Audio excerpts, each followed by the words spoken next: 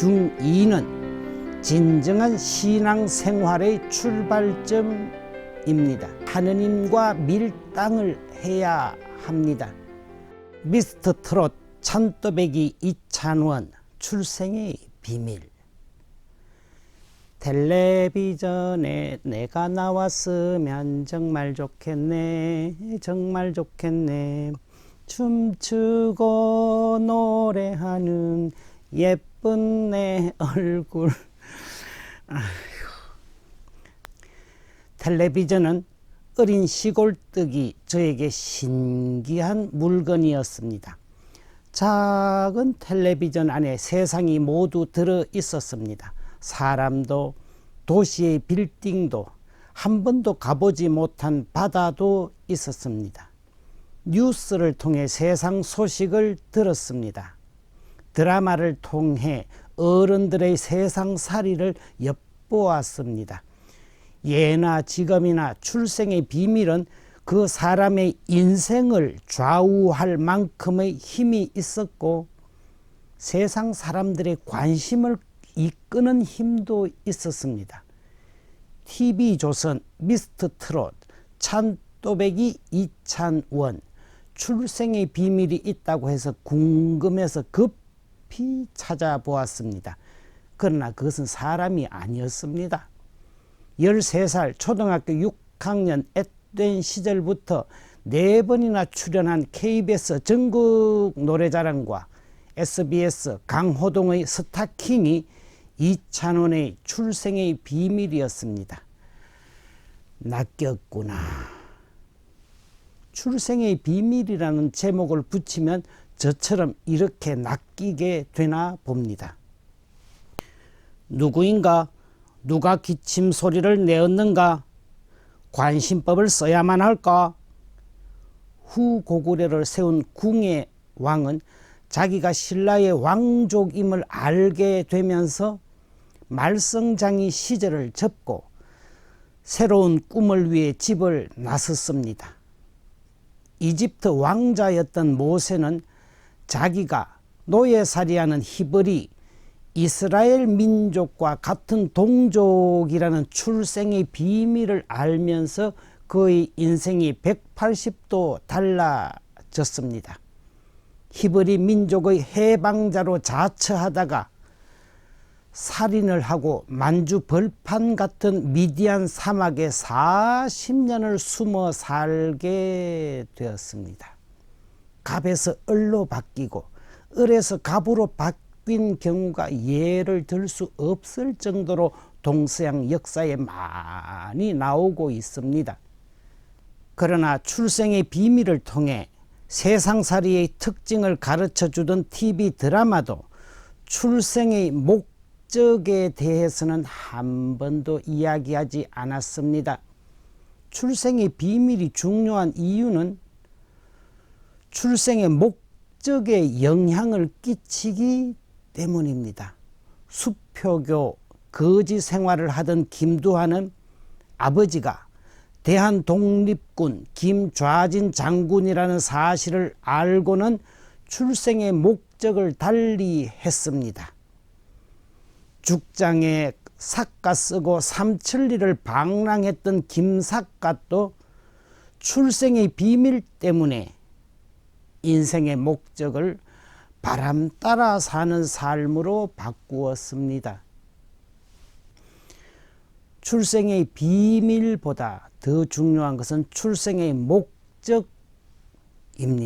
사춘기 청소년들의 눈빛이 거칠어지는 이유는 출생의 목적에 대해 답을 찾지 못했기 때문입니다. 왜 살아야 하고 어떻게 사는 게 잘 사는 건지, 무엇을 위해 살아야 하는지 분명하지 않으니까, 답답하니까, 불안하니까 질풍노도의 시기가 되는 겁니다. 아기 때는 엄마 아빠는 원더우먼이고 슈퍼맨입니다. 물으면 모르는 게 없고 못하는 게 없는 엄마 아빠는 참 든든합니다. 엄마 아빠만 옆에 있으면 걱정이 없습니다. 그렇게 전지전능했던 엄마 아빠는 자녀가 커갈수록 부족함이 드러납니다. 자녀가 7살쯤 되면 엄마도 모르는 게 있네. 10살쯤 되면 아빠가 할 수 있는 게 별로 없네 알게 됩니다. 유아기, 영아기, 소년기에 무럭무럭 몸이 자란 자녀가 사춘기가 되면 정말로 깨닫게 되는 것이 부모님은 출생의 목적에 대해서는 모르신다는 것입니다. 왜 나를 낳으셨어요? 왜 살아야 하나요? 어떻게 사는 게 잘 사는 건가요? 무엇을 위해 살아야 하나요? 대답 없는 엄마가 문을 열고 과일 쟁반을 들고 자꾸 나타나면 우는 소리 냅니다. 문 좀 닫으시라고요. 어릴 때는 옆에 없으면 우는데 커서는 옆에 있으면 우는 소리를 하니까 엄마들이 당황하십니다. 출생의 비밀은 사람을 창조하신 하느님께 물어야 합니다.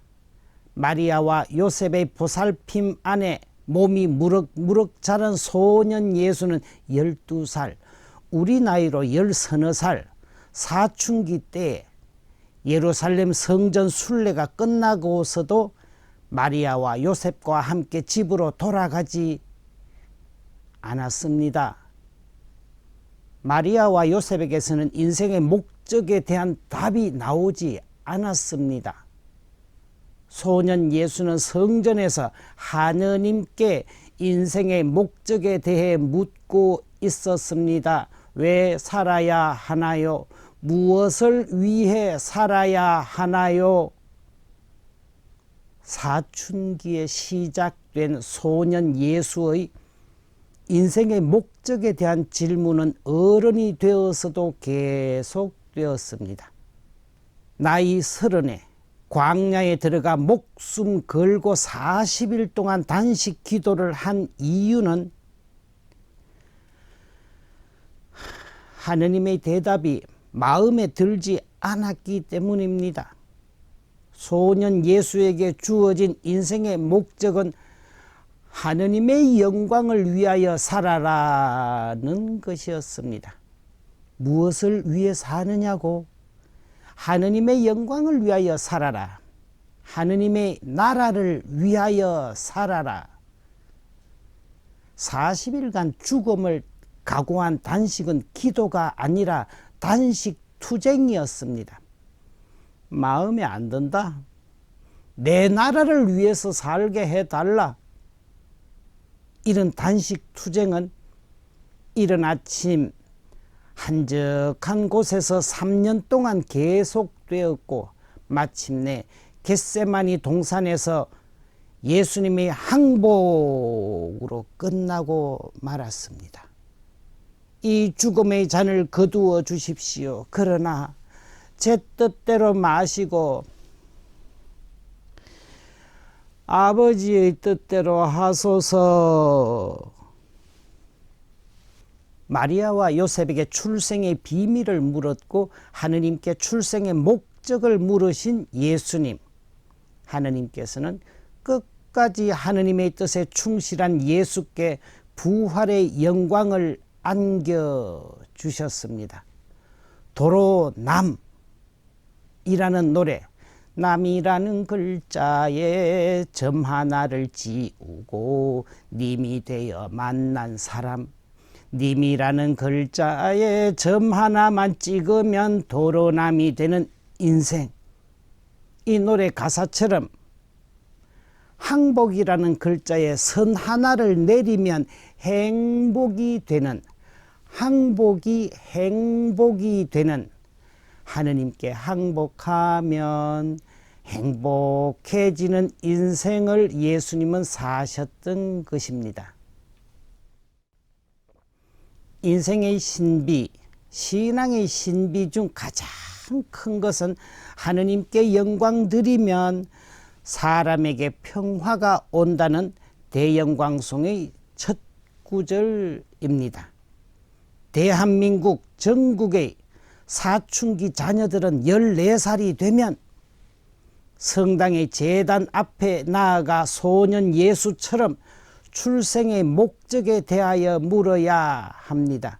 중2부터는 부모가 아니라 하느님과 밀당을 해야 합니다. 하느님께 꿈을 청하고 하느님이 주신 꿈을 하느님과 함께 밀고 당기며 이루어가는 신앙생활은 중2부터 시작되어야 합니다. 사춘기 중2는 진정한 신앙생활의 출발점입니다. 초등학교 때 뜸하던 발길도 중2가 되면 성당의 제단 앞으로 줄줄이 향해야 합니다. 하느님께 항복하면 하느님의 영광을 위하여 살면 참으로 행복해짐을 배워야 합니다. 남이라는 글자가 님이 되듯 남처럼 살아왔던 하느님이 기도를 통해 님이 되기를 청하며 도로남이라는 노래를 마음속에 새겨봅니다. 끊임없이 님을 기쁘게 해야 도로남이 되지 않음도 기억합니다.